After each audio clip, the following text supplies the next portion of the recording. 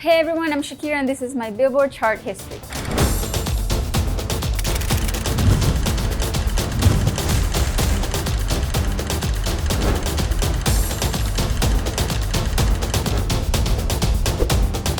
Donde Estás Corazón was my international hit. It broke me many different countries other than my own country, and I was only 18, so that was a very exciting moment of my life.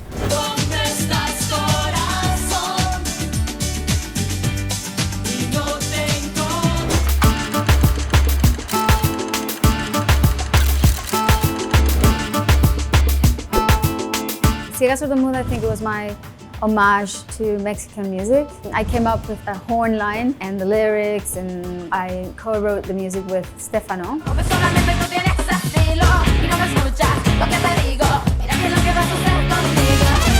It was super exciting at the time because not too long after the song was published, we did the MTV Unplugged and we brought in a mariachi group. So I got to sing that song in its purest form, the Mexican style.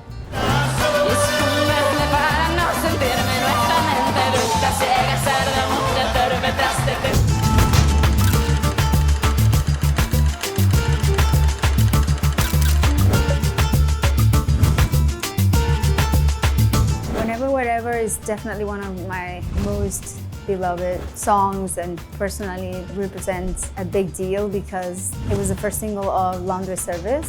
Whenever, wherever, we're meant to be together, I'll be there and you'll be me. It was the album that allowed me to cross over to the general market, to the US. It was like my biggest hit until that date in the US, and still to this day it's one of the highlights of my shows when I'm on tour.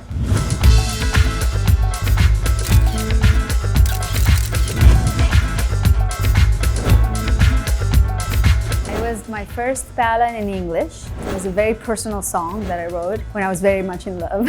Underneath your clothes, there's an endless story.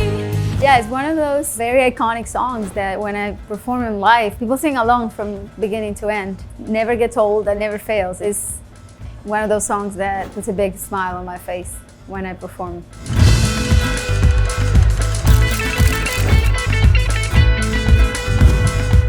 La Tortura was one of the first Spanish videos that aired on MTV. It also somehow crossed over to the general market, and a lot of people knew about that song internationally.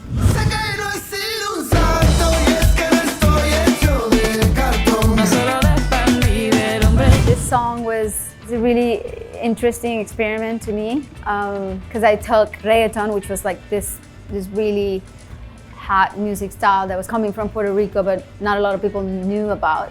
And I took it and I sort of like mixed it with my own sounds and added a little bit of like Spanish ingredients. And the most important Spanish ingredient in the song, Alejandro Sanz, who became my dear friend. He's like a brother to me. It all started with that song. I owe a lot of good memories to La Tortura.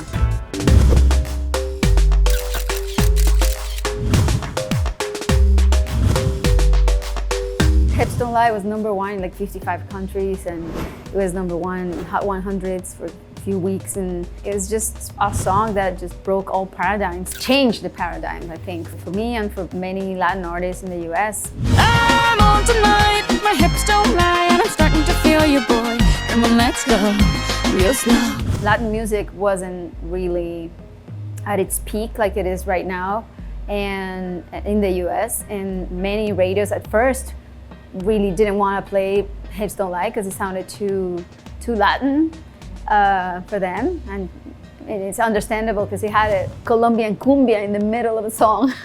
There's nothing pop about it. The rest of the song was. I had so much faith in this song. My album, Oral Fixation, was already out. It had already been published, but I really believed that the song was gonna make it big, and against all odds, I called the head of the label. I remember Donnie Einer, I think, was in charge back in the day, and I convinced them to recall the physical copies and collect them all and include the song in the album. And still, like, I don't know, 17 years later, I still get the references about hips don't lie. Hey, Shakira, your hips don't lie. It never gets old.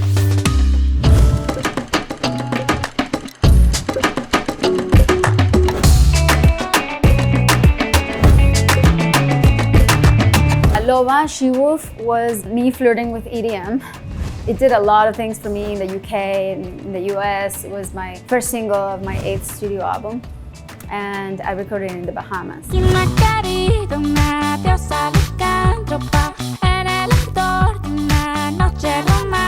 I remember that actually I wasn't too sure about me writing the lyrics in English.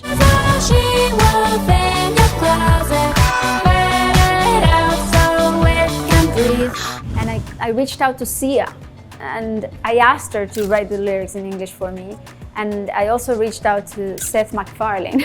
So I called him and said, Seth, can you write some lyrics for She Wolf? I wasn't very sure that I was able to write lyrics for the song. And they tried, they took a crack at him, but I ended up writing the entire lyrics for She Wolf. At the end of the day, it was all me.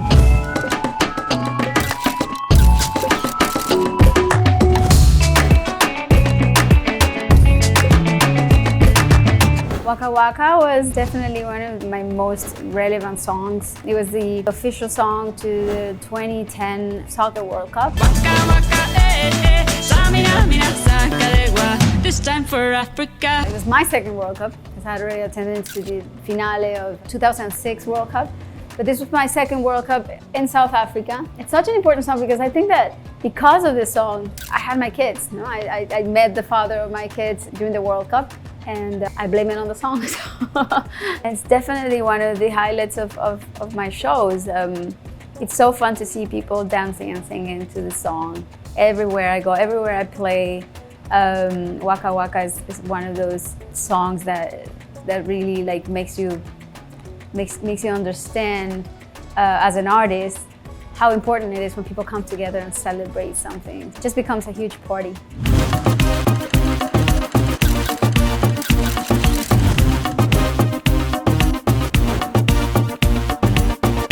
La Bicicleta is technically the first single of my album El Dorado, and it's one of the songs that have brought me so many joys.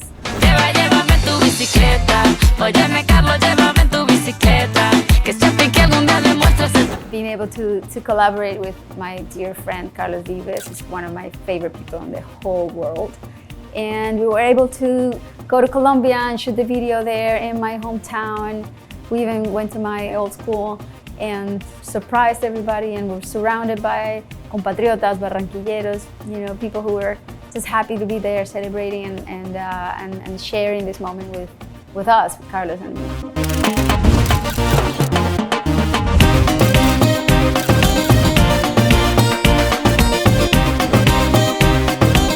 I hit #1 for 11 weeks. 11 weeks in the Hot Latin songs. That song was just incredible. It's one of my favorite ones.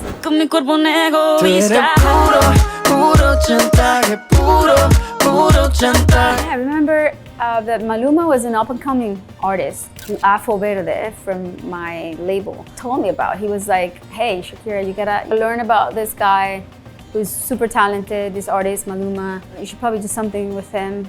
And we were introduced and we hit it off. We had so much chemistry in the studio. We wrote the song and produced it and sang it, recorded everything, mixed it in like 3 days. It was like one of those things that were so immediate, so painless, and so fantastic. I think at the end of the day, the results, I think, speak for themselves.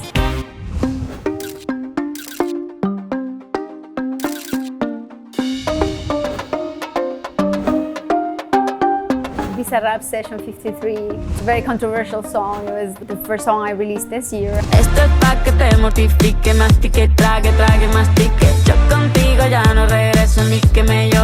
Actually, this one I owe it to my son, because my son, Milan, he's only 10, but back in the day he was 9, and he was like, Mom, you gotta do something with Bizarrap.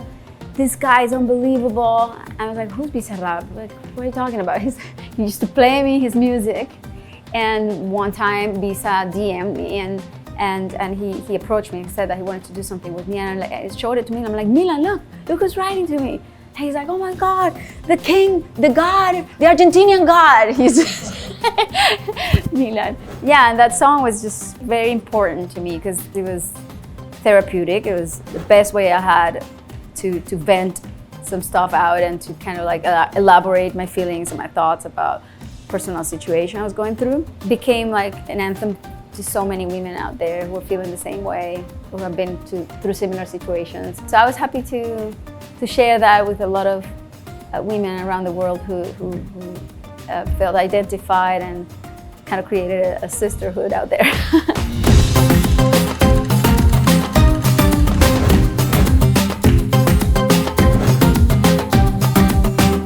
Therapeutic was another amazing song, my second single of this year.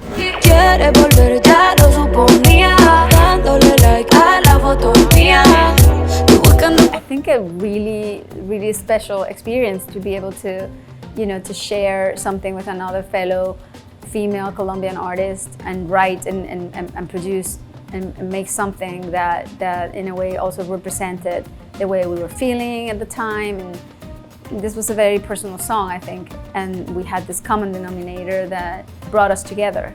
So, yeah, the rest is history.